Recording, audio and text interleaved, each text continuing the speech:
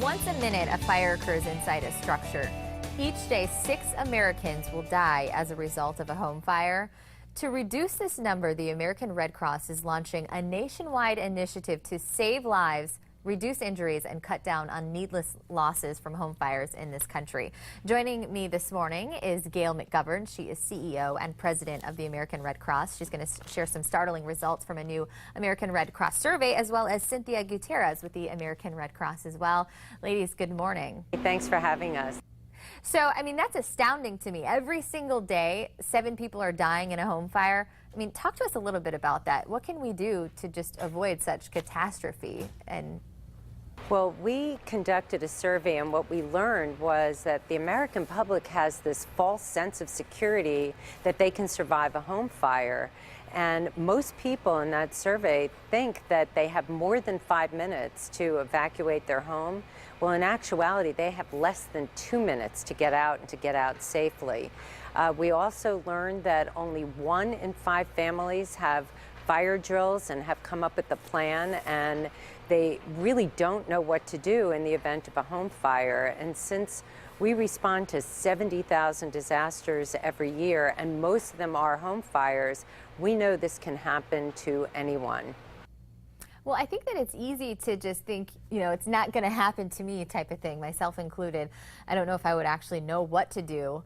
So why do you think people are just not caring of something like this or not prepared? Well, I think that people have an optimistic spirit, and they don't tend to think that bad things can happen to them. But home fires happen anywhere and to anyone, and if people were prepared, they could really help reduce the injuries and deaths that occur every single year. And Cynthia is with us here too. Tell us what steps maybe families can take to survive a home fire as well, Cynthia. Actually, there are 2 really important things that all families can do today. First of all, you want to go through your house and make sure that your smoke alarms are working correctly. You also want to make sure that they're installed in the right places. We recommend to have 1 smoke alarm in each bedroom, inside and outside, and on every floor of your home. The second thing that we can do is to actually create a family escape plan.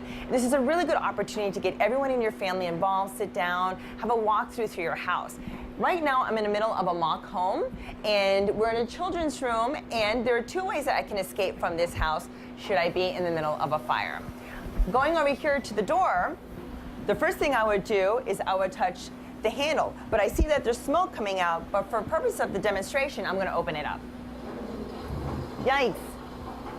You can see that the kitchen's on fire, so this is definitely not the way out. You definitely want to have 2 escape routes per bedroom.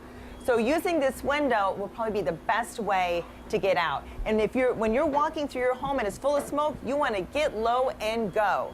Once everyone is accounted for, you need to be outside and go directly to your rendezvous point. That way, and don't forget your pets. You have to bring them as well. And once you're out, stay out.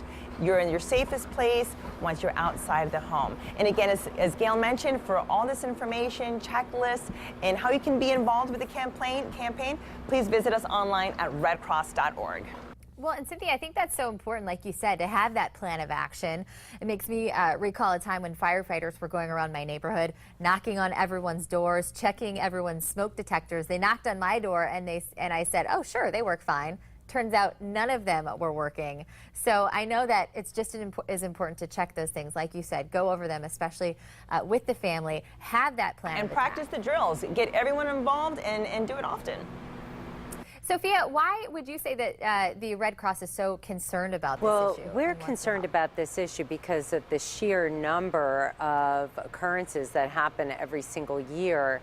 And what we're doing is we're galvanizing volunteers to do exactly what you just said. We are sending volunteers into vulnerable neighborhoods. We're asking them to help install smoke detectors, to be able to enable people to be prepared in the event of a fire.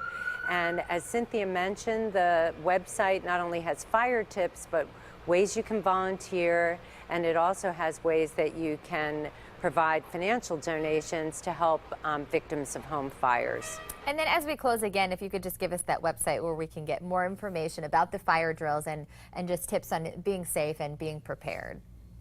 So the website is redcross.org, and it has all the tips, the checklist, everything you need to be prepared. It also has ways you can volunteer and ways you can donate money to the American Red Cross. Ladies, thank you so much. We sure appreciate you being on. I think Cynthia's there somewhere too. Thank you for having us. Thank All you, right. Stephanie. We're going to have more on our website. Just go to fox4morningblend.com. If you have any questions about any of the guests featured on today's show, all you have to do, as always, just log on to our website. It's at fox4morningblend.com. Great to see you guys. See you next time.